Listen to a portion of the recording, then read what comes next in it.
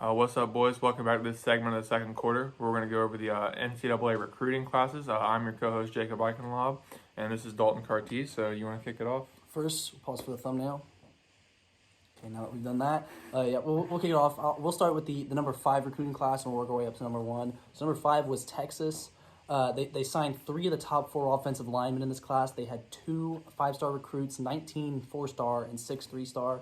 Especially with the addition of Quinn Ewers, and now you're bringing in all this talent on the offensive line. I think they're going to do really good. They also had a running back transfer there as well, one of the top running backs, actually.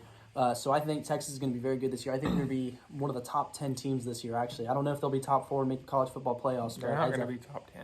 Don't lie to yourself. I think don't lie to I feel yourself. they're going to be top 10. Quinn Ewers, they got very high expectations for him. Don't lie to yourself. Bringing in all this offensive line talent, and having that running back there, I think they're going to do really good. I don't doubt they'll do good, but I don't think they'll be top 10. I think they'll be top 10. They might make a New Year's Six like number 12, but I don't think they're getting top 10 by any means. Moving on to number 4 is the Ohio State Buckeyes.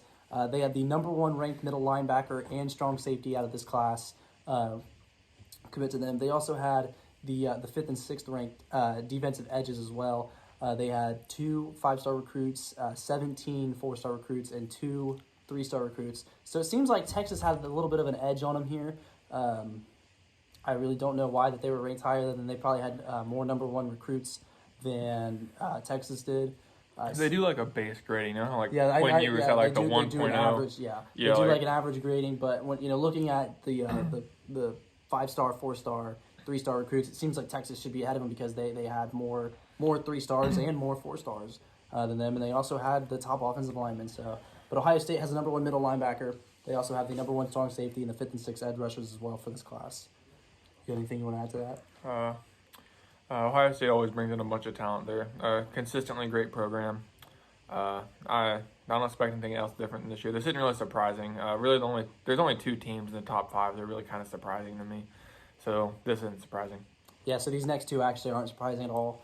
Georgia being number 3, they had 5 5-star recruits, 15 4-star, 9 3-star. They had the number 2 tight end commit to them, which is going to be a little bit of a sticky situation with Brock Bowers being a sophomore this year.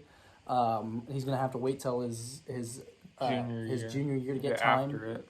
Or if Brock Bowers declares for the NFL draft in his junior year, he'll be a junior when he starts. Yeah. So might see a transfer here in a few years from him. They also have the number 2. They might run like a couple 2 tight end sets. You never know. They could. Some offenses do that, and they do like to run the ball a good bit, or at least they used to. Mm-hmm. They could go back to that. So, and then they also have the number 2 outside linebacker out of this class, as well as the defensive lineman. They also had the number 1 athlete. So athletes are more like they play all kinds of positions. And they're just waiting on like a committed set position for the roster. They could be a wide receiver in a strong safety, a free safety, or a DB.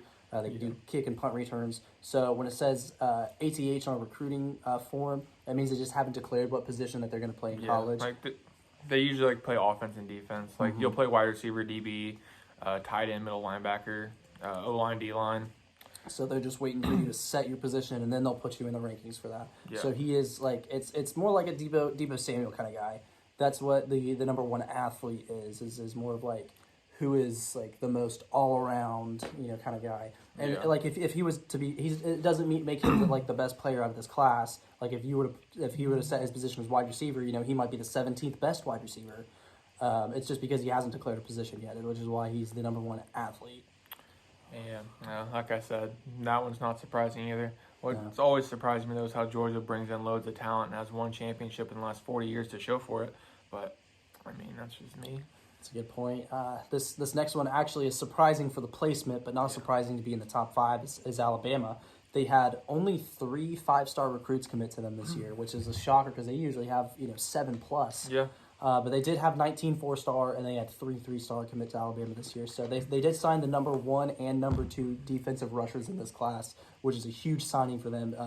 Especially with Will Anderson, an outside linebacker, coming back. Absolutely. This defense is going to be a nightmare this year, especially if these freshmen get any sort of playing time, which they should because they were 99 rated players. They were at the top of the 5 stars. Yeah. So Alabama is going to be very dangerous this year. So obviously those were 2 of the 3 5-star recruited in this class. And then as I mentioned before, they have 4 or they have 19 four-star recruits as well. So the ranking for Alabama being number 2 is a bit odd, but definitely not a surprise to see them in the top 10. Alabama the top 5. is consistently great at recruiting. You have probably the best college head coach of all time. They're a consistent top 5 team every single year, year in, year out. No matter who they have starting a quarterback or anywhere, they're consistently top 5. They always get these recruits because they know, in 2 years I'm going to get on the field and I'm going to compete for a national championship every year. To where a team like, let's say Notre Dame or Oregon, you're going to get on the field immediately. You might not compete for a championship, but you're going to get like a lot of exposure because those are 2 pretty big colleges, and you're going to get playing time. Yeah. So you can see the argument for both sides and picking which school.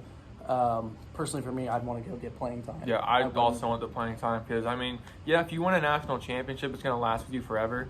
But if you can get playing time and prove that you're a good player in whatever position you're playing, whether it's quarterback or punter, you have a better shot at getting drafted if you are consistently good. Yeah, true. Instead of just coming in, playing free safety for 1 year, and winning because you're on Alabama. Yep, and then so number 1 is probably the weirdest one to see on here is Texas A&M. I haven't seen this since Johnny Manziel played there. It's all about that NIL money. They had 7 5-star recruits this year, which these right here are Alabama numbers. 7 5-stars, 24 stars, and then 2 3-stars. They had the number 2 ranked wide receiver as well as the number 2 ranked quarterback commit to this school. They also had the number 4 ranked defensive back and defensive lineman commit to this school. It's Texas A&M. They've been as high up as 3 on some people's early top 25s. So and they got the numbers to back it up. They did a fantastic job at recruiting this year. I didn't think that they could do it. I didn't, no way did I think that Texas A&M was going to be the best recruiting class. It's usually Alabama, Clemson, Ohio State, Georgia, schools like that. It's weird to not see Clemson up there.